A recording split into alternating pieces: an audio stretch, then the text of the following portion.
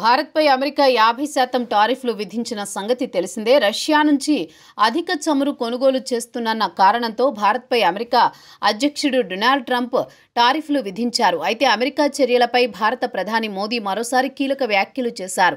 దేశంలోని రైతులు, పశు పోషకులు, చిన్న తరహా పరిశ్రమల కార్మికులు ప్రయోజనాల కోసం ఎంత ఒత్తిడినైనా తట్టుకుంటామని, అంతేకాని రాజీ పడే ప్రసక్తే లేదని తేల్చి చెప్పారు.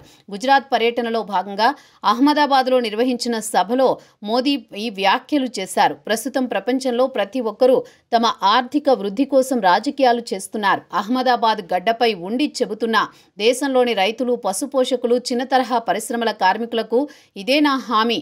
నేను మళ్లీ చెప్తున్నా, మీకు ఇబ్బంది కలిగించే, నష్టం కలిగించే ఈ విధానాన్ని మోదీ అంగీకరించరు.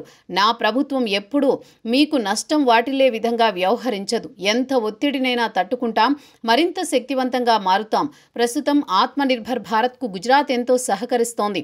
గత 20 ఏళ్లుగా గుజరాత్ అభివృద్ధి ఇందుకు కారణంగా చెప్పొచ్చు అని మోదీ స్పష్టం చేశారు. పహల్గామ్ ఉగ్రదాడి అనంతరం భారత్ చేపట్టిన ఆపరేషన్ సింధూర్పై ప్రధాని మోదీ కీలక వ్యాఖ్యలు చేశారు. ఆపరేషన్ సింధూర్తో భారత శక్తి సామర్థ్యాలు పాకిస్తాన్తో పాటు ప్రపంచ దేశాలకు తెలిసి వచ్చాయన్నారు. భారత్ విల్ పవర్ ప్రపంచానికి అర్థమైందన్నారు. భారత్ ఎట్టి పరిస్థితుల్లోనూ టెర్రరిస్టులు, వారి మాస్టర్లను విడిచిపెట్టదని తేల్చి చెప్పారు. ప్రధాని మోదీ పహల్గామ్ ఉగ్రదాడికి ప్రతీకారాన్ని భారత్ 22 నిమిషాల వ్యవధిలో తీర్చుకుందని, ఈ విషయాన్ని ప్రపంచం మొత్తం గ్రహించిందని అన్నారు. మరోవైపు భారత్ వస్తువులపై అమెరికా విధించిన టారిఫ్లు ఆగస్టు 27 బుధవారం నుంచి అమల్లోకి రానున్న నేపథ్యంలో ఆగస్టు 26న పీఎంఓ అధ్యక్షతన ఓ హై లెవెల్ మీటింగ్ జరగనుంది. ఈ సమావేశానికి ప్రధాని ప్రిన్సిపల్ సెక్రటరీ హాజరు కానున్నారు. ఇదిలా ఉంటే భారతీయులకు రష్యా మరోసారి శుభవార్త తెలిపింది. తమ దేశంలో భారత కార్మికులకు భారీ ఎత్తున ఉపాధి అవకాశాలు కల్పించనున్నట్లు చెప్పింది.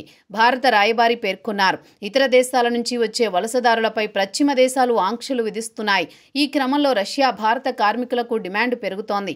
ఈ నేపథ్యంలోనే ఈ ఏడాది చివరి నాటికి 10 లక్షల మంది భారతీయులకు ఉద్యోగాలు కల్పించనున్నట్లు ఇప్పటికే వెల్లడించింది.